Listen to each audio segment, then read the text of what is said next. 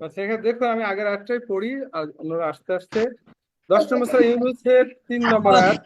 তোমাদের রব আল্লাহ, তোমাদের রব আল্লাহ, যিনি আকাশমণ্ডল ও পৃথিবী 6 দিনে সৃষ্টি করেন, অথবা তিনি আরশের সমাসীন হন। তিনি সকল বিষয় পরিচালনা করেন, তার অনুমতি লাভ না করে সুপারিশ করার কেউ নেই। তিনি আল্লাহ তোমাদের রব, সুতরাং তার দাসত্ব করো। তবুও কি তোমরা উপদেশ গ্রহণ করবে না? এক আল্লাহর দাসত্বই আমাদেরকে করতে বলেছে, অন্য কিছু নয়। তবে এইরকম অনেক আয়াত রয়েছে। আমি গুরুত্বপূর্ণ কয়েকটা আয়াত পড়ে আমি আপনাদের এটা শেষ করব। কারণ অনেক আয়াত এই ধরনের রয়েছে যা শুধু একই কথা, আল্লাহর দাসত্ব করে। আপনার 2 নম্বর সূরা 30 নম্বর 83 নম্বর আয়াত দেখুন। 2 নম্বর সূরা 83 নম্বর আয়াত। আমরা কতগুলো ক্ষেত্রে ওয়াও শব্দের দ্বারা অর্থাৎ বোঝানো হয়েছে, তফসিরের ওয়া, এইগুলো ধরলে সব এইগুলো মিলে যায় মূলত। দেখুন, আপনার 2 নম্বর সূরা বাকারা 83 নম্বর আয়াত আল্লাহ বলছেন, স্মরণ করো যখন বনী ইসরাইলের অঙ্গীকার গ্রহণ করেছিলাম, তোমরা আল্লাহ ব্যতীত অন্য কারো দাসত্ব করবে না। লা তা'বুদুনা ইল্লাল্লাহ, তোমরা আল্লাহ ছাড়া আর কারো দাসত্ব করবে না। ওয়াবিল ওয়ালিদাইনি ইহসানা ওয়াজিল কুরবা ওয়াল ইয়াতামা ওয়াল মাসাকিনি ওয়াবনি ওয়াকুলু লিন-নাসি হুসনা, যে পিতা মাতা, আত্মীয় স্বজন, এতিম, মিসকিনের প্রতি সদয় ব্যবহার করবে, মানুষের সঙ্গে সদালাপ করবে। ওয়া আকিমুস সালাতা, অর্থাৎ সালাত প্রতিষ্ঠিত করবে, ওয়াতুল যাকাত, এবং যাকাত দেবে। মূলত কাজ ছিল কিন্তু এই দুইটা। এই দুটো করলে পরে অন্যান্য গুলো তার মধ্যে চলে আসবে, এমনটি মনে হয়। এবার 20 নম্বর সূরার 14 নম্বর আয়াত দেখুন।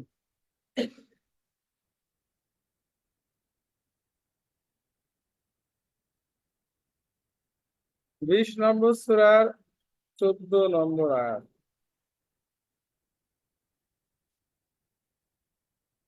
এখানে মুসা নবীর যে কাহিনীগুলো বলছেন, আল্লাহ মুসা নবীর সঙ্গে কথা বলছেন, এবং আল্লাহ বলছেন, আমি তোমাকে মনোনীত করেছি। 13 নম্বর আয়াত।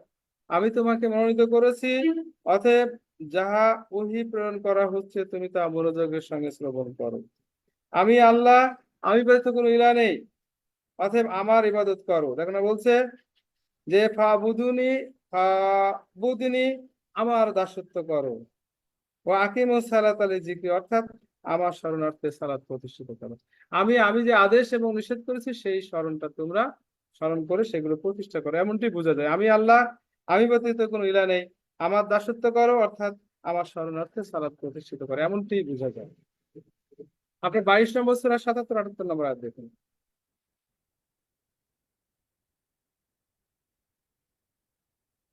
22 নম্বর সূরার আপনার 77 78 নম্বর আয়াতে বলছেন, হে বিশ্বাস স্থাপনকারীগণ, তোমরা রুকু করো, অর্থাৎ বিনীত হও, সেজদা করো মানে নত হয়ে মেনে নাও, এবং তোমার রবের দাসত্ব করো। তার মানে কি? অর্থাৎ রবের দাসত্ব করো ও সৎকর্ম করো, যাতে তোমরা সফল কাম হতে পারো।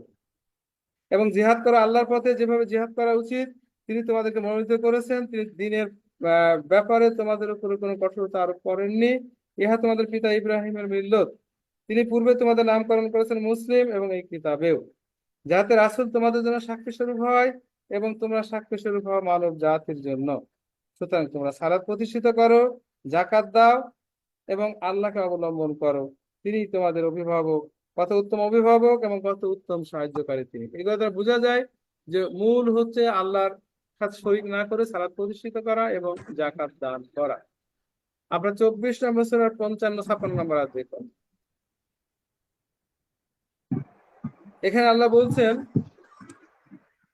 রাসূলকে বলো, আল্লাহ আনুগত্য করো এবং রাসূলের আনুগত্য করো। তার মানে একজন নেতার আনুগত্য করতে হবে। অতঃপর যদি তোমরা মুখ ফিরিয়ে নাও, তবে তার উপর অর্পিত দায়িত্বের জন্য সেই দায়ী, এবং তোমাদের উপর অর্পিত দায়ের জন্য তোমরাই দায়ী। এবং তোমরা তাহার দাসত্ব করলে সৎপথ পাবে, আর রাসূলের কাছ থেকে বলে স্পষ্টভাবে পৌঁছে দেওয়া। তোমাদের মধ্যে যারা ঈমান আনে ও সৎকর্ম করে, আল্লাহ তাদেরকে প্রতিশ্রুতি দিয়েছেন যে তিনি অবশ্যই তাদেরকে পৃথিবীতে প্রতিনিধিত্ব দান করবেন। যেমন তিনি প্রতিনিধিত্ব দান করেছিলেন তাদের পূর্ববর্তীদেরকে, তিনি অবশ্যই তাদের জন্য প্রতিষ্ঠিত করবেন তাদের দিনকে, যাহা তিনি তাদের জন্য পছন্দ করেছেন। এবং তাদের ভয়ভীতির পরিবর্তে তাদেরকে অবশ্যই নিরাপত্তা দান করবেন। তারা আমার দাসত্ব করবে, আমার কোনো শরীক করবে না। অথবা যারা অকৃতজ্ঞ হবে তারা তো সত্য ত্যাগী। ও আকিমুস সালাত, অর্থাৎ সালাত প্রতিষ্ঠিত করো, ও আতু জাকাত, জাকাত দান করো, ও আতিউ রাসূল, এবং রাসূলের আনুগত্য করো, লাআল্লাকুম তুরহামুন, যাতে তোমরা অনুগ্রহ ভাজন হতে পারো। এবং এই ব্যাপারে আপনার 21 নম্বর সূরার 72-73 নম্বর আয়াত দেখা যেতে পারে। এখানেও দাসত্বের একটা বিষয়, দাসত্ব কারা, দাস আপনার ইবাদত করে কারা, সেই বিষয়ে এখানে বলা হচ্ছে 21 নম্বর সূরার 72 এবং 73 নম্বর আয়াত।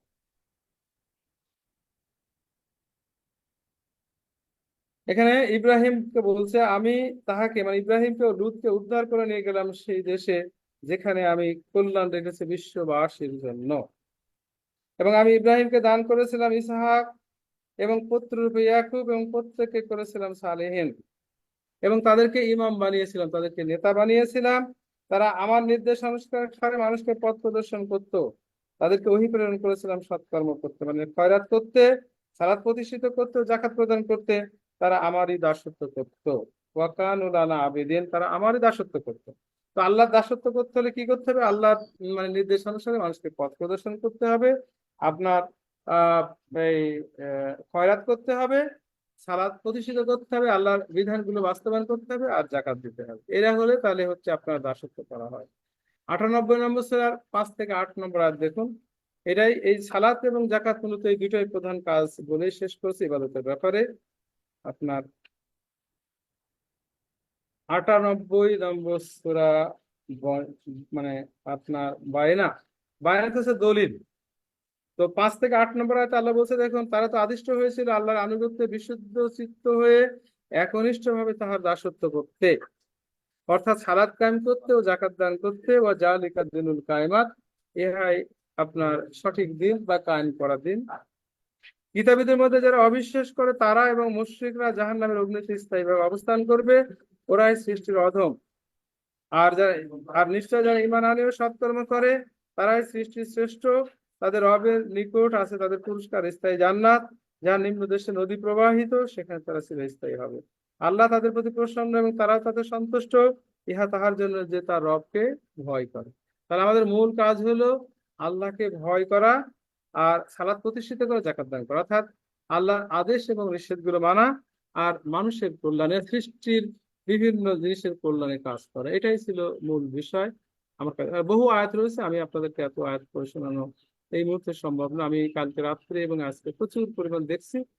এর আগেও আপনাদেরকে লাইভে সকাল সন্ধ্যায় এই ইবাদত শব্দ সম্পর্কে যতগুলো আমি পেয়েছিলাম সবগুলো দেখিয়েছিলাম, কিন্তু মূল আমরা যেভাবে ছোটকাল থেকে জেনে আসছি ওইভাবে আর ইবাদতটা মানে পাইনি।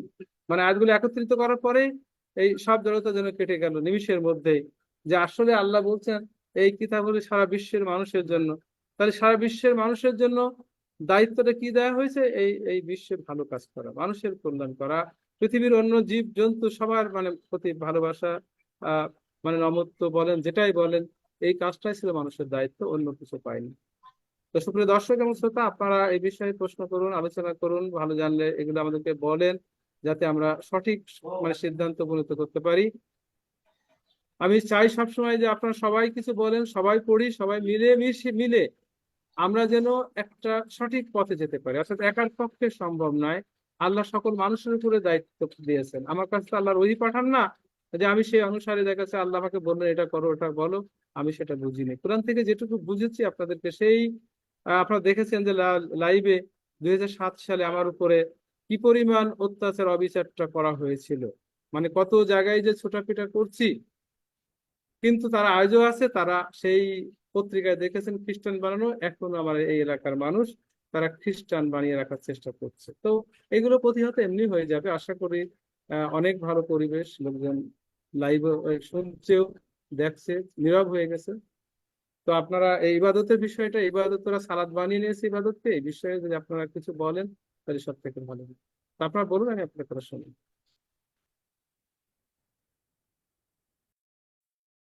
সালামুন আলাইকুম। আসসালামু আলাইকুম। আমার কথা শোনা যাচ্ছে? জি, শোনা যাচ্ছে, শুনতে পাচ্ছি। আমার পরম দয়ালু আল্লাহর নামে, আমার রব, আমি আপনার আশ্রয় প্রার্থনা করি শয়তানের প্ররোচনা হইতে। আমার রব, আমি আরো আশ্রয় প্রার্থনা করি আমার নিকটবর্তীদের উপস্থিতি হইতে। দূরের ও কাছের সকলের প্রতি শান্তি বর্ষিত হোক।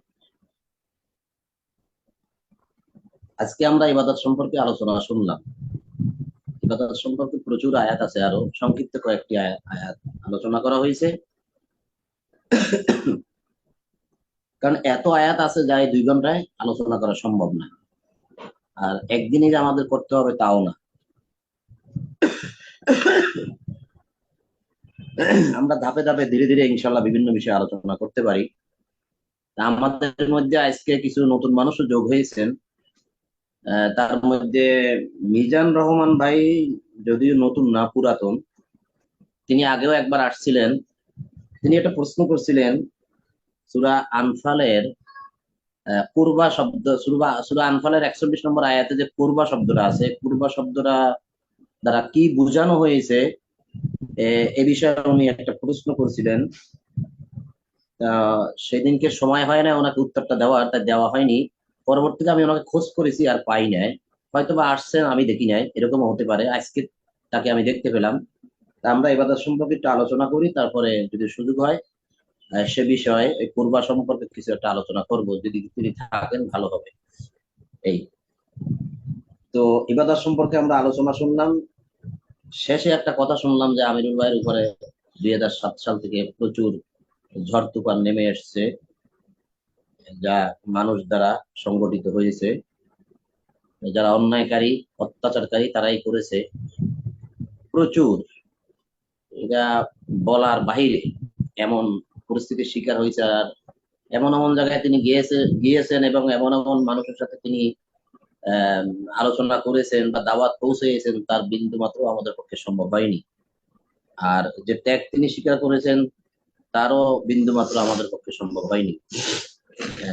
আমরা কিন্তু মাগনা জান্নাতে যেতে চাই, বেহেশতে যেতে চাই, মাগনা মাগনা। কিন্তু আল্লাহ কিন্তু বলছে জান এবং মাল আমাকে দিয়ে দাও, জানটাও দাও আর যে সম্পদ অর্জন করছো তাও দিয়ে দাও, তাহলেই কেবল জান্নাত। সেটা ডাইরেক্ট বলেছে সূরা তওবার 111 নম্বর আয়াতে। তাহলে আমরা কোনো অবস্থাতেই এই জানেরও মায়া করতে পারি না, আর সম্পদেরও মায়া করতে পারি না। আল্লাহর কথা অনুযায়ী বলছি, আমি আমার নিজের কথাই বলিনি। আর সূরা আলে ইমরানের 93 নম্বর আয়াতে, 92 নম্বর আয়াতে আমি বারবার দেখাই, আল্লাহ বলছে যারা ব্যয় করবে না, তাদের কোনো পুণ্য নাই, কোনো সওয়াব নাই। তাহলে দেখা যাচ্ছে জান্নাতটা আমাকে কিনে নিতে হচ্ছে সম্পদের বিনিময়ে। কিন্তু আমরা কিন্তু তা সেদিকে নাই। আমরা বিভিন্ন আলোচনা শুনি, বিভিন্ন লাইভ আলোচনা শুনি, বিভিন্ন গ্রুপে থাকি, জুম মিটিং এ থাকি, বিভিন্ন মানুষের কথা শুনি, কোরআন থেকেই আলোচনা করে, কিন্তু ব্যয় প্রসঙ্গে কেউ আলোচনা করে না। যদিও করে তা খুবই কম। বিভিন্ন বিষয় নিয়ে কথা বলে, এমন এমন কিছু বিষয় সামনে আসে যেগুলো অহেতুক, অবান্তর, নিষ্প্রয়োজন, যা কোরআনের সাথে সম্পর্কহীন। এমন এমন কথা শুনে শুনে সময় পার করতে হয়, যার জন্য একটা বিরক্ত আসে। কিন্তু তাদের ভাবা উচিত যে আমরা এখানে কোরআন নিয়ে কথা বলতেছি, কোরআন থেকেই বল। আর যদি আমার কোরআনের প্রতি বিশ্বাস না থাকে, তাহলে এটা আলোচনা শুনে কোনো লাভ নাই। আর যদি কোরআনের প্রতি, পরকালের প্রতি, আল্লাহর প্রতি বিশ্বাস থাকে, তাহলে কেবল কোরআন থেকে কথা বলা উচিত। কোরআন থেকে কথা বলবো এই আশায় বসে আছি, কোরআন থেকে কথা শুনবো এই আশায় বসে আছি, অথচ সেখানে আমরা আলোচনা শুনি এমন এমন কতগুলো বিষয় যে আল্লাহকে প্রশ্ন করা হয়, আল্লাহর অস্তিত্ব নিয়ে প্রশ্ন করা হয়, বিধান নিয়ে প্রশ্ন করা হয়। এমন কথা হয় যে তাহলে আল্লাহ এই জুলুমটা আমাদের প্রতি করলেন কেন? তাহলে আল্লাহ এই সমস্ত বিষয় আমাদেরকে দিয়ে বিপদে ফেললেন কেন? তাহলে আল্লাহ কি অপারগ? আল্লাহ কি পারেন না? ইত্যাদি ইত্যাদি নানান কথা, যেগুলা নাস্তিকদের মুখ থেকে বের হয়। এমন কথা কিন্তু আমাদের মুখ থেকে বের হয়, এবং এমন এই সমস্ত কথা শুনে শুনে আমাদের মধ্যে কেউ কেউ আবার নাস্তিকদের পথেই হাঁটে, ধীরে ধীরে ওই দিকেই চলে যায়। তারও যথেষ্ট প্রমাণ আমরা দেখতে পাচ্ছি যে অনেক মানুষ চলে গেছে অলরেডি। আসলে আমি মনে করি যে ব্যয় নাই, তাই তারা কোরআন বুঝতে পারে নাই। তারা উন্নত জীবন ব্যবস্থা মেনে নিয়েছে, তারা ভোগ বিলাস মেনে নিয়েছে এবং আনন্দ উল্লাস মেনে নিয়েছে। কাজেই তারা ব্যয়ের ভিতরে নাই, কাজেই তারা কোরআন বুঝতে পারে নাই। বিদায় তারা আজকে এই উদ্ভট কথাবার্তা বলে, অবান্তর কথাবার্তা বলে, যার কারণে তারা নাস্তিকদের পথে হাঁটে। অপ্রাসঙ্গিক হলেও কথা প্রসঙ্গে আসছে বলে ফেললাম। আজকে ব্যয় নিয়ে আলোচনা, সরি, আজকে ইবাদত নিয়ে আলোচনা। ইবাদত নিয়ে আলোচনা করতে গিয়ে শুরুতেই কিন্তু বলা হয়েছে সূরা ফাতিহার 4 নম্বর আয়াত, আমি লক্ষ্য করেছি, যেখানে বলা হয়েছে বিসমিল্লাহির রহমানির রহিম আলহামদুলিল্লাহি রাব্বিল আলামিন আর রহমানির রহিম মালিক ইয়াউমিদ্দিন, ইয়াকা না'বুদু ওয়া ইয়াকা নাস্তাঈন। ইয়াকা না'বুদু ওয়া ইয়াকা নাস্তাঈন, এটার অর্থ কি? আমরা তোমার ইবাদত করি এবং তোমারই নিকট সাহায্য প্রার্থনা করি। অনুবাদে এভাবেই লেখা আছে যে আমরা তোমার ইবাদত করি এবং তোমারই নিকট সাহায্য প্রার্থনা করি বা তোমারই নিকট সাহায্য চাই। এভাবেই লেখা আছে, ইবাদত লেখা আছে যে ইয়াকা না'বুদু, আমরা তোমার ইবাদত করি। এখন যদি কেউ প্রথম কোরআনটা ধরে, প্রথম জীবনে পড়ে নাই, বোঝে নাই, বা সে অন্য ধর্মে ছিল বা কোনো ধর্মই পালন করতো না, সে যদি বলে যে আমরা তোমার ইবাদত করি, তাহলে প্রশ্ন আসে, আপনি কি এতদিন ইবাদত করছেন? না করে আপনি কেন বললেন যে আমরা তোমার ইবাদত করি? এটা প্রশ্ন আসে। তাহলে আমার যেটা বুঝ, সে অনুযায়ী এটার অর্থ হয় যে আমরা তোমার ইবাদত করব, আমরা তোমার ইবাদত করব। আর এই ইবাদত করতে যত রকম সাহায্য সহযোগিতা দরকার হয়, সে বিষয়ে আপনি আমাদেরকে সাহায্য করুন। এটাই আপনার কাছে আমাদের কামনা, বা এটাই আমরা চাই, বা এটাই প্রার্থনা করি। এটা আমার বুঝ আসছে। এখন এখানে গ্রামার কি হবে সেটা আমার জানা নাই, আমি সেদিকে একটু আগাবো না, যেহেতু আমাদের জ্ঞান কম তাই। এখন এখানে অনুবাদে লিখে দেওয়া হয়েছে যে আমরা তোমার ইবাদত করি। এখন ইবাদত শব্দটা আরবি শব্দ, এটার মূল রুট ওয়ার্ড হচ্ছে আইন বা দাল। আব্দ, আব্দ, আব্দ অর্থ ইবাদত, ইবাদত অর্থ দাসত্ব। দাসত্ব মানে কি? আইন মেনে নেওয়া, আইন মেনে চলা, অর্ডার মেনে নেওয়া, অর্ডার মেনে চলা, হুকুম মেনে চলা, আদেশ মেনে চলা। অনেক ভাবে অর্থটা যায়, কারণ এগুলো কিন্তু আসলে মূল অর্থ না। মূল অর্থ হচ্ছে দাসত্ব করা, অর্থাৎ মালিকের আদেশ মেনে সবসময় দাস, আহ মালিকের আদেশ মেনে চলে, সবসময় তার দাস, মালিকের আদেশ মেনে চলে। দাসকে রাখাই হয়েছে, দাসকে কেনাই হয়েছে, ক্রয় করে হয়েছে, একমাত্র মালিকের আদেশ মেনে সে চলবে, আর কোনো কাজ নেই তার। মালিক তাকে খাওয়াবে পড়াবে, রাখবে, খাওয়াবে পড়াবে, এবং দাস কি করবে? মালিকের আদেশ মেনে চলবে। এটা আমরা কিন্তু সহজে বুঝি। আমাদের বাংলা ভাষায় গোলাম বলা হয়, যদিও গোলাম আরবিতে গোলাম অর্থ পুত্র, কিন্তু বাংলায় যদি আমরা আসি, তাহলে বাংলা আমরা যেটা একটা প্রচলিত শব্দ আছে আমাদের সমাজে, সেটা হচ্ছে গোলাম অর্থ দাস। এটা আমাদের শব্দ, এটা কিন্তু কোরআনের শব্দ নয়, এটার সাথে মিলানো যাবে না। তাহলে গোলাম কি করে? আমাদের বাংলা ভাষায় গোলাম কি করে? মালিকের আদেশ মেনে চলে। আর আব দত্ত দাস, তাহলে এই আব কি করে? মালিকের আদেশ মেনে চলে। তাহলে এই যে আব অর্থাৎ দাস, অর্থাৎ মালিকের আদেশ মেনে চলা, মালিকের আদেশ মেনে চলাই তো মালিকের আইন মেনে চলা, মালিকের আদেশ মেনে চলাই তো গোলামি করা, মালিকের আদেশ মেনে চলাই তো দাসত্ব করা। তাহলে মালিকের আদেশ মেনে চলাই তো মালিকের হুকুম মানা। সব দিকে অর্থ ওইভাবে চলে যায়, সেজন্য এরকম অর্থ অনেকভাবে করা যায় এটা। তো এখন যদি কেউ মুখে বলে যে আমি আব্দ, আমি দাস, আমি মালিকের আদেশ মেনে চলি বা মালিকের কথা মতো চলি, এ কথা মুখ দিয়ে বলার পর যদি কেউ মালিকের আদেশ না মানে, তাহলে সে কিন্তু মালিকের সাথে প্রতারণা করবে। যেমন আমরা মানুষ আল্লাহকে বলি যে ইয়াকা না'বুদু, আমরা আপনার দাসত্ব করব, বা আমরা আপনার দাসত্ব করি, কিন্তু আসলে আমরা দাসত্ব করি না। যে কথা কিছুক্ষণ আগেই দেখানো হয়েছে সূরা আল ইমরানের, আমি আয়াতটা একটু পড়ি। এখন দেখানো হয়েছে শেষের দিকে সূরা আল ইমরানের 83 না 82 বলা হয়েছে।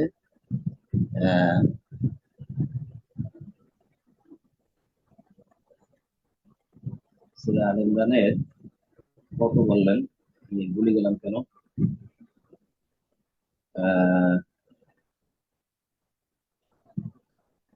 ভাই আল ইমরানের কত নম্বর আয়াত দেখাইলেন এখন শেষে?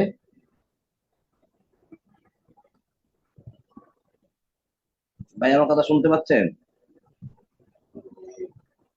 নাই না, আমি এটা লেখি নাই, লিখতে গিয়ে ভুলে গেছি আমি। আচ্ছা ঠিক আছে, এটা আমি এখন বাদ দিই। আমি আরো অন্য অন্য অন্য কয়েকটা আয়াত দেখাই, যেগুলো এখন পড়ছেন তিনি, সেরকম কিছু আয়াত দেখাই আমি। যে 6 নম্বর সূরার 56 নম্বর আয়াত, এটা দেখাই। তাহলে আমাদের কিছু একটা বুঝে আসবে। আয়াতগুলো কিন্তু এখন পাঠ করা হয়েছে, আমি সেখান থেকে দেখাবো। হয়তো আমিনুল ভাই পড়ে গেছেন, আহ, হয়তো আমরা ক্লিয়ার হয়তো অতটা বুঝিনি সেজন্য। 6 নম্বর সূরা আনাম আয়াত 56-তে বলা হয়েছে, বলো তোমরা আল্লাহ ব্যতীত যাহাকে আহ্বান করো তাহাদের ইবাদত করিতে আমাকে নিষেধ করা হয়েছে। কুল ইন্নী নাহিতু আন আ'বুদা আল্লাযীনা তাদউনা মিন দুনিল্লাহ। তাহলে এখানে হ্যাঁ, বলা ভাই হয়েছে কুল ইন্নী নুহিতু ভাই কোনো আয়াত আন শুনবেন? আমি একটু আ'বুদা। বাইরে ছিলাম। এই যে আন আ'বুদা মানে কোনো আয়াত যে জানতে চেয়েছিলেন নাকি? কোনো আয়াত জানতে চেয়েছিলেন নাকি, জিজ্ঞাসা করছিলেন নাকি? কোনো ওই আয়াতের কথা শেষে কি বললেন না বলছিলেন? আল ইমরানের কত নম্বর আয়াত? আমি শেষে আল বললাম ইমরানের আলে আল ইমরানের আহ কত নম্বর আয়াত বলছিলেন শেষের দিকে? আলে ইমরানের আয়াতকে আমি বলেছি তিন নাকি নম্বর বাকারা সূরার। বলেছেন? না, আলে ইমরানের আমি 51 নম্বর আয়াত বলেছি, আমাদের ও তোমাদের আচ্ছা ঠিক রব। আছে। এই বিষয়ে আমি আচ্ছা আচ্ছা, মোটামুটি আল ইমরানের 51। 5টা আয়াত বলেছি। আচ্ছা ঠিক আছে, তাহলে মানে আমি শুনতে ভুল শুনছি, আল ইমরানের 51। আচ্ছা আমরা দেখবো সেটা। তা আমি বলছিলাম যে এখানে যেটা এখন পড়ে শোনানো হলো যে আলে আহ, ইমরানের আহ, আরেকটা আয়াত আছে, 64 ছয় নম্বর নম্বর আয়াত সূরা আছে। আনামের 3 নম্বর সূরা কত? 64 নম্বর। 64। 64। 64। জি জি। আচ্ছা আচ্ছা আচ্ছা, তাহলে সূরা আনামের 56 নম্বর আয়াতে আল্লাহ বলছেন যে বলো তোমরা আল্লাহ ব্যতীত যাহাদেরকে আহ্বান করো, তোমরা আল্লাহ ব্যতীত যাদেরকে ডাকো তা দৌ না, ডাকো। হ্যাঁ, আল্লাহ ব্যতীত যাহাদেরকে তোমরা ডাকো তাহাদের ইবাদত করিতে আমাকে নিষেধ করা হয়েছে। এটা একটু ভালো করে আমরা বুঝি। আল্লাহ ব্যতীত তোমরা যাদেরকে ডাকো, আহ্বান করো, ডাকো। এখন আল্লাহ ব্যতীত, আল্লাহ ছাড়া কাদেরকে মানুষ ডাকে? আল্লাহকে ছাড়া মানুষ কাদেরকে ডাকে? যাদেরকে ডাকে আল্লাহ কি বললেন, তুমি বলে দাও যে তাকে ডাকতে বা তার ইবাদত করতে আমাকে নিষেধ করা হয়েছে। তোমরা আল্লাহ ব্যতীত যাদেরকে ডাকো, আল্লাহ কি বলছেন, যে তোমরা তার ইবাদত করো না। কুলিন্নী নুহিতু আন আবুদাল্লাযীনা তাদউনা মিন দুনিল্লাহ, মিন দুনিল্লাহ, আল্লাহ ব্যতীত তোমরা তাদেরকে তাদউনা ডাকো। হ্যাঁ, ইন্নী নুহিতু আন আবুদাল্লাযীনা, তাদের ইবাদত করতে আমাকে নিষেধ করা হয়েছে। আন আবুদা, আন আবুদা মানে ইবাদত, অর্থাৎ তোমরা যাদেরকে ডাকো, তোমরা যাদের আইন মেনে চলো, তোমরা যাদের উপাসনা করো, বা তোমরা যাদেরকে আইনদাতা, বিধানদাতা, হুকুমদাতা হিসাবে মেনে নিয়েছো, যাদের আদেশ মেনে মেনে তোমরা দাসত্ব করো, তাদের ইবাদত করতে অর্থাৎ তাদের দাসত্ব করতে আমাকে নিষেধ করা হয়েছে। তাহলে আমরা কার আদেশ মেনে চলি? আমরা কিন্তু এই কথা এখন চলেই আসবে যে আমরা কিন্তু বুখারী মুসলিমের আদেশ মেনে চলি, এবং আমরা আমাদের পাড়া প্রতিবেশী যে সমস্ত মুরব্বী আছে এবং যারা ধর্মগুরু আছে, যারা ধর্ম ব্যবসায়ী আছে, তাদের কথা মেনে চলি আমরা। তাদেরকে আমরা ডাকি সমস্ত সুবিধা অসুবিধা জানার জন্য, বোঝার জন্য তাদের কাছেই আমরা যাই। এখন আল্লাহ বলছেন তোমরা আল্লাহ ব্যতীত যাদেরকে ডাকো তাদের ইবাদত করতে, মানে তাদের দাসত্ব করতে, তাদের কথা মানতে আমাকে নিষেধ করা হয়েছে। কিন্তু আমরা কিন্তু তাই করছি, আমরা বুঝতেছি না। এখন যদি কেউ বলে যে আল্লাহ ব্যতীত অপরকে ডাকে, তেমন তো আরো অনেক আছে, অনেক তো নাই, আল্লাহ সবাই আল্লাহকেই ডাকে। যেভাবে হোক ঘুরিয়ে ফিরিয়ে সবাই বলে গড একজন আছে, আল্লাহ একজন আছে, এটাই বলে। তাহলে এখানে আমি যেটা দেখতে পাইলাম যে আল্লাহ ব্যতীত আর কাউকে ডাকা যাবে না, অর্থাৎ আল্লাহ ব্যতীত কারো দাসত্ব করা যাবে না, অর্থাৎ আল্লাহ ব্যতীত আর কারো আদেশ মানা যাবে না। তাই যদি হয় তাহলে আল্লাহ আদেশগুলো আমরা কোথায় পাবো? একমাত্র আল কোরআন ছাড়া আর কোথাও পাবো না। আর যা আছে পৃথিবীতে আল কোরআন ব্যতীত আর যা আছে সব মানুষের তৈরি, এবং সেখানে মিথ্যার আশ্রয় অবশ্যই আছে।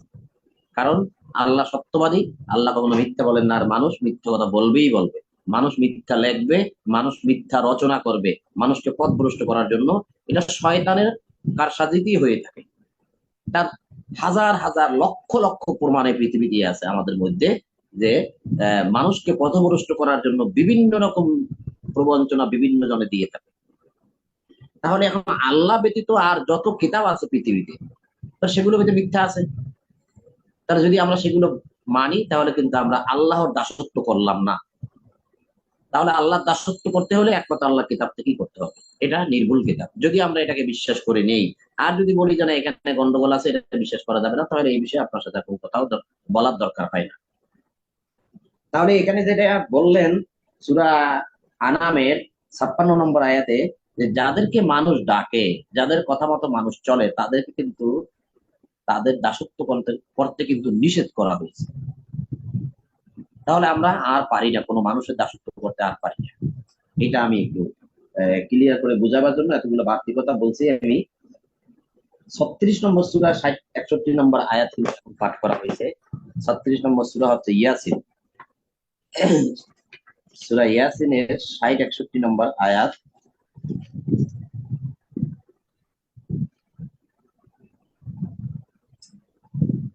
হে বনি আদম, আমি কি তোমাদিগকে নির্দেশ দেই নাই যে তোমরা শয়তানের দাসত্ব করিও না, কারণ সে তোমাদের প্রকাশ্য শত্রু, আর আমার ইবাদত করো, এটাই সরল পথ। সূরা ইয়াসিন আয়াত 36। আলাম আহাদ ইলাইকুম ইয়া বানি আদম, হে বনি আদম, হে বনি আদম, বনি মানি পুত্র, আদম মানি আদম, আদমের পুত্রগণ, হে আদম সন্তানগণ, হ্যাঁ, আল্লাহ তা'বুদু শাইতান, তোমরা শয়তানের ইবাদত করিও না। তা'বুদু, এটা এটা দাসত্ব, এটা ইবাদত। তাহলে তোমরা শয়তানের ইবাদত করিও না, এখানে বলা হয়েছে তোমরা শয়তানের ইবাদত করিও না। তাহলে দেখা যাচ্ছে যে ইবাদত আল্লাহরও আছে, ইবাদত শয়তানেরও আছে। আর শয়তান যেটা ইবাদত করায় বা শয়তানের ইবাদত যা মানুষ করে, তা শয়তানের নির্দেশে অন্য মানুষের ইবাদত করে মানুষ, অর্থাৎ অন্য মানুষের আদেশগুলো মেনে চলে, এটা শয়তান দ্বারাই করে। তাহলে মানুষ যে ইবাদত গুলো করবে, অর্থাৎ মানুষ যে আইনগুলো মেনে চলবে, অর্থাৎ মানুষ যে দাসত্ব করবে, সেগুলো সব হতে হবে আল্লাহ। তো এখানে শয়তানের ইবাদত কি? শয়তানকে কেউ কেউ কি আমরা বলি, বা কোনো মানুষ কি বলে যে আমরা শয়তানের ইবাদত করি, আমরা শয়তানের পূজা করি? শয়তানের শুনছি আমি কোন কোন জায়গায় জানি আছে, শয়তানের গির্জা বা শয়তানের মন্দির বা শয়তানের একটা উপাসনালয় আছে, সেটা পৃথিবীর কোন জায়গায় যেন আছে, সেটা নয় বাদই দিলাম। আর বিভিন্ন জায়গায় যে সমস্ত আমরা ধর্মের মধ্যে দেখতে পাই বা মুসলমানদের মধ্যে দেখতে পাই, কেউ কি বলে যে আমরা শয়তানের ইবাদত করি? কেউ বলে না। কিন্তু আল্লাহ দেখাচ্ছেন যে তোমরা শয়তানের ইবাদত করো, আর সেই জন্যই নিষেধ করছে যে তোমরা শয়তানের ইবাদত করিও না, মানে শয়তানের দাসত্ব করিও না, অর্থাৎ শয়তানের দাস হইও না, অর্থাৎ শয়তান যা বলে সেটা তোমরা মানিও না। দেওয়ার শয়তান তো মানুষের মাধ্যমে বলে, আর মানুষদেরকেও আল্লাহ শয়তান বলছে। সূরা এই আনামের 112 নম্বর আয়াতে আল্লাহ বলছে যে মানুষের মধ্য থেকেই শয়তান। আবার সূরা বাকারার 14 নম্বর আয়াতে বলছে মানুষের মধ্য থেকেই শয়তান। শয়তান যে শুধু ইবলিস শয়তান তা না, কারণ ইবলিস শয়তানকে যে অনুসরণ করে সে নিজেও শয়তান। তাহলে আল্লাহ এখানে বললেন যে হে বনি আদম, আমি কি তোমাদেরকে নির্দেশ দেই নাই, আমি কি তোমাদেরকে আদেশ দেই নাই যে তোমরা শয়তানের দাসত্ব করবে না, কারণ সে তোমাদের প্রকাশ্য শত্রু। তাহলে কি করবে? কার দাসত্ব করবে? ওয়ানি বুদুনি হাদা সিরাতুল মুস্তাকিম, আমার ইবাদত করো, অর্থাৎ আমার দাসত্ব করো, অর্থাৎ আমার আদেশগুলো মেনে চলো। যদি তাই হয়, হ্যাঁ, তাহলে সূরা আল ইমরান আয়াত 43, আচ্ছা দেখবো। তাহলে তোমরা কি হবে? এটাই হবে তোমাদের জন্য সরল পথ, অর্থাৎ আল্লাহকে পাওয়ার জন্য, আল্লাহ পর্যন্ত পৌঁছার জন্য তোমাদের জন্য এটা হবে সরল পথ। সেটা কি? যদি তোমরা আমার ইবাদত করো, আমার দাসত্ব করো। আমরা কিন্তু বুঝি ইবাদত দাসত্ব, কিন্তু আমরা কিন্তু করি না, আমরা কিন্তু ওই মানুষের কথা মতোই চলি। 28 মিনিট। আর দুই একটা আয়াত আমি এখন দেখাই, যেটা এখানে বলা হয়েছে যে নবী ইব্রাহিমকে এই যে আদেশগুলো আল্লাহ দিয়েছিলেন, যে 21 নম্বর সূরার 72 নম্বর আয়াত, 72 থেকে 73, অর্থাৎ যেখানে 71 থেকে 73 নম্বর আয়াত।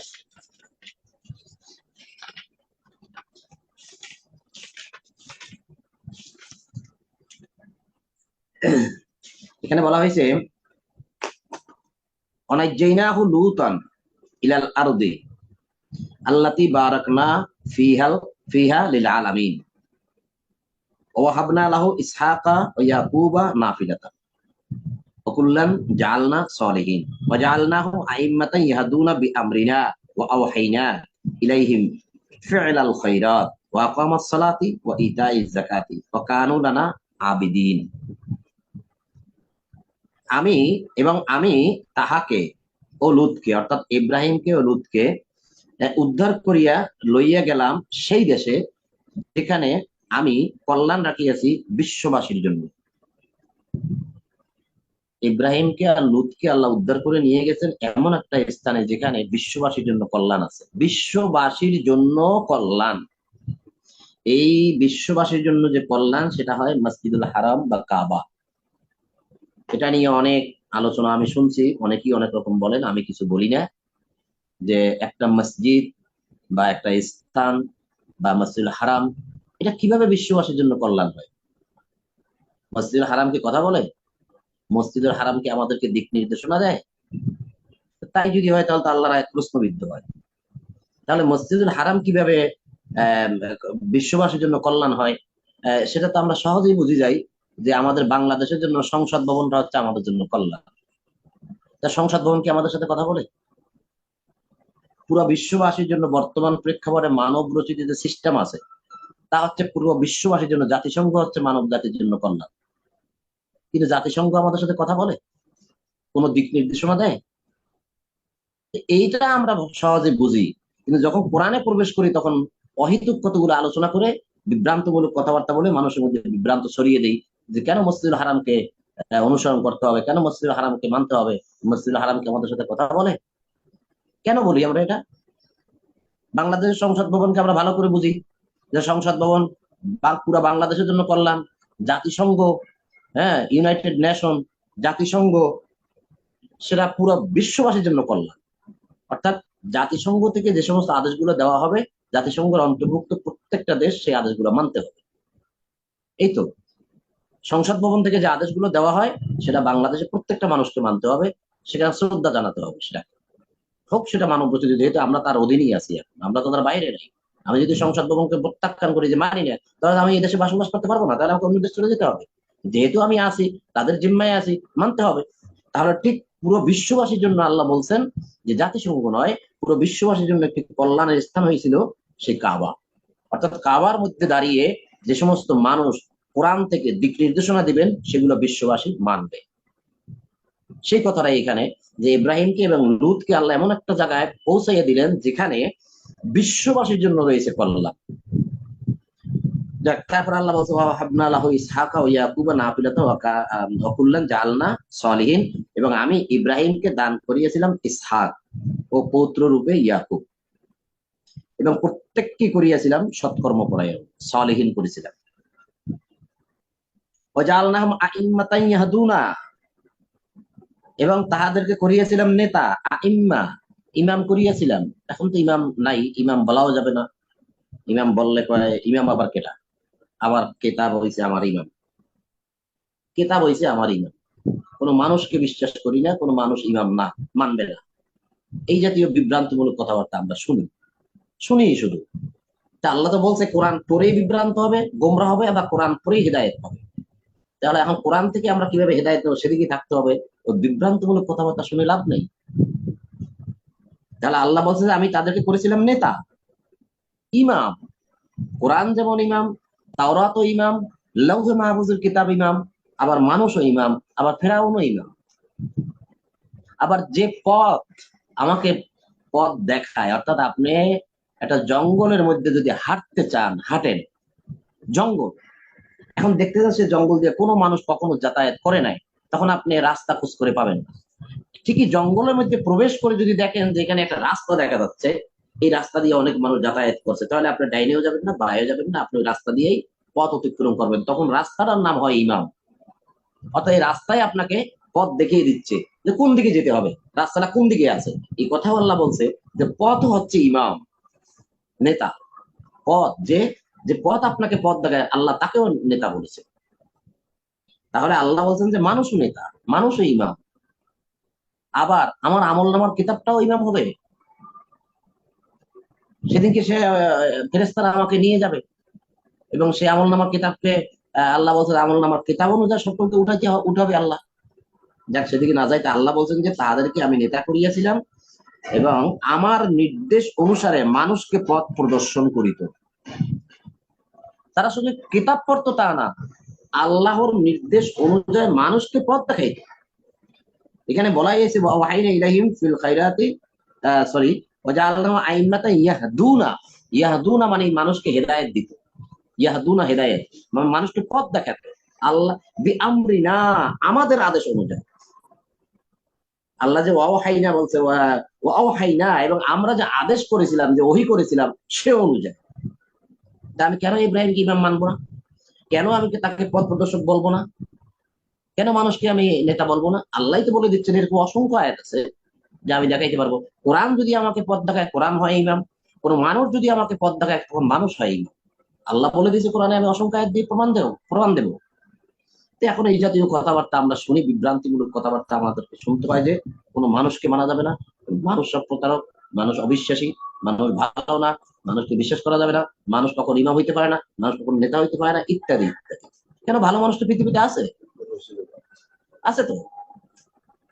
যে আল্লাহ বললেন যে তারা কি করতো, তারা এই যে যার কথা বলছে ইসহাক, ইয়াকুব এবং লুত এবং এই যে ইব্রাহিম, এই যাদের কথা আল্লাহ বললেন, তারা কি করতেন, আল্লাহর নির্দেশ অনুযায়ী, ওহী অনুযায়ী মানুষকে পথ দেখাত। আর আল্লাহ তাদেরকে বলেছিলেন ফিল খাইরাত, তোমরা খয়রাত করো। এখানে কিন্তু অনুবাদে আছে তাদেরকে ওহী প্রেরণ করিয়েছিলাম সৎকর্ম করিতে, আরবিতে হয়েছে খয়রাত করতে বলছিলাম আমি, খয়রাত। এখানে খয়রাত শব্দের অর্থ কি? যদি আমরা গ্রাম অঞ্চলের ভাষায় ধরি, তাহলে আমরা কিন্তু বলে থাকি যে মুসাফির আসছে খয়রাত দাও, ভিক্ষুক আসছে খয়রাত দাও, এটা আমাদের প্রচলিত শব্দ। কিন্তু এই খয়রাত কিন্তু সেই খয়রাত না। খয়রাত তো সৎকর্ম, খয়রাত তো ভালো কাজ, উত্তম কাজ। তাদেরকে আল্লাহ আদেশ দিয়েছিলেন যে তোমরা খয়রাত করবে, অর্থাৎ উত্তম কাজ করবে, ভালো কাজ করবে, অর্থাৎ সৎকর্মশীল হবে বা সৎকর্ম করবে, সেটা বলেছিল। অর্থাৎ মন্দ কাজের দিকে তোমরা যাবে না, এই আদেশ দিয়েছিলেন আল্লাহ। আরো আদেশ দিয়েছিলেন এবং আছে সালাতে, হ্যাঁ, ইতাই জাকাতে, সালাতকে প্রতিষ্ঠিত করতে আদেশ দিয়েছিলেন, জাকাতকে প্রদান করতে আদেশ দিয়েছিলেন। আর জাকাত যদি প্রদান করা না হয়, তাহলে পুরো রাষ্ট্র ব্যবস্থা এবং অর্থনৈতিক ব্যবস্থা এলোমেলো হয়ে যাবে, টলমলে হয়ে যাবে। আর যারা আজকে বলেন যে জাকাত দেওয়ার বিষয় না, মানলাম আপনার কথা, জাকাত দেওয়ার বিষয় না, তর্কের খাতিরে কিছুক্ষণ হয়তো আমি মেনেই নিলাম। তাহলে আমি বলবো যে আপনাকে আল্লাহ রাষ্ট্র ক্ষমতায় বসালেন, আপনি প্রধানমন্ত্রী বা আপনি প্রেসিডেন্ট, আপনি জনগণের কাছ থেকে টাকা নেবেন কিভাবে? টাকা না নিলে তো আপনি রাষ্ট্র চালাইতে পারবেন না, কারণ আপনার কাছে তো এত টাকা নাই। আপনি জনগণের টাকা দিয়ে জনগণকে হেল্প করবেন, জনগণের টাকা দিয়ে জনগণকে সাহায্য করবেন। এই বয়স্ক ভাতা দিবেন আপনি জনগণের কাছ থেকে নিয়েই বয়স্ক ভাতা দিবেন। যাকে আপনি বয়স্ক ভাতা দিচ্ছেন, যাকে আপনি বয়স্ক ভাতা দিচ্ছেন, সেও কিন্তু আপনার তহবিলে টাকা জমা দিয়েছে আপনার অজান্তে। কারণ সে মোবাইলে কথা বললে সেখানে আপনি ভ্যাট নিয়েছেন, সে একটা জিনিস কিনে খেয়েছে, সেখান থেকে আপনি ভ্যাট নিয়েছেন, ট্যাক্স নিয়েছেন, অর্থাৎ তার টাকা আপনার গোডাউনে আসছে। এখন আপনি তাকে বয়স্ক ভাতা দিচ্ছেন, অর্থাৎ জনগণের টাকা নিয়ে জনগণকে হেল্প করছেন, সাহায্য করছেন। তাহলে যদি কেউ বলে যে না জাকাত দেওয়ার বিষয় না, তর্কের খাতিরে আমি যদিও তার কথা মেনে নেই, তাহলে আমি বলবো যে আপনাকে আল্লাহ রাষ্ট্র ক্ষমতায় বসালেন, আপনি কোরআন থেকে একটা আয়াত দেখান যে এই আয়াত অনুযায়ী জনগণের কাছ থেকে টাকা নিয়ে বা সম্পদ নিয়ে, সেই সম্পদ দিয়ে আপনি রাষ্ট্র পরিচালনা করবেন বা জনগণকে দিবেন, বা আহ এই হাসপাতাল চালাবেন, বা আপনি মানুষের শিক্ষা ব্যবস্থা কার্যক্রম পরিচালনা করবেন, আপনি একটা আয়াত দেন। কিন্তু মুখ একটা আছে আমাদের, ঠুস বলে দিই জাকাত পরিশুদ্ধ, এটা দেওয়া যায় না। তার মানে কৃপণতার পরিচয় দিবে না, সব কুক্ষিগত করে রাখবে। আল্লাহ বলছে যারা সম্পদকে জমা করলো, আল্লাহ বলছে জাহান্নাম তাকে ডাকলো। যে সম্পদ জমা করে জাহান্নাম তাকে ডাকে। 70 নম্বর সূরা মাআরিজের 16, 17, 18, 19 নম্বর আয়াত করে দেখবেন, লেলিহান অগ্নি তার জন্য যে সম্পদ জমা করে। আর আল্লাহ বলছে সম্পদ আমাকে দিয়ে দাও, তারা দিবে না। তারা এই জাকাত না দেওয়ার জন্য বলে যে জাকাত দেওয়ার বিষয় না, জাকাত পরিশুদ্ধ। এরকম কথা আমরা শুনতেছি। আর আল্লাহ বলছে তোমার জান এবং মাল আমাকে দিয়ে দাও, আর আল্লাহ বলছে তোমরা যতক্ষণ ব্যয় করবে না ততক্ষণ পর্যন্ত তোমাদের কোনো পুণ্যই নাই। আর সেখানে তারা এটা দিবে না, যাক না দেয় না দিক, কিন্তু এইভাবে কথা বলে মানুষকে বিভ্রান্ত করা উচিত নয়। আমাদের এখন লাইভটা শেষ হয়ে যাবে এখন, আবার আমরা আরো 40 মিনিট আছে, আমরা ঢুকবো আবার। বাকি আর কয়েকটা আমি আয়াত বলবো, আর মিনাজ ভাই সে যদি থাকে তাহলে আমি তার কথাটা বলবো ইনশাল্লাহ, কারণ শেষ হয়ে যাবে তখন। এখানে যে মিজান ভাই, তারপরে এখন যে কথাটা আমি শেষে এখানে এখানে আছে, এখানে সেটা পুরো বলা হয়নি, লাইভটা শেষ হয়ে যাবে এখন। সেটা হচ্ছে যে তাদেরকে প্রেরণ করেছিলাম সৎকর্ম করতে, সালাত কায়েম করতে, জাকাত দিতে।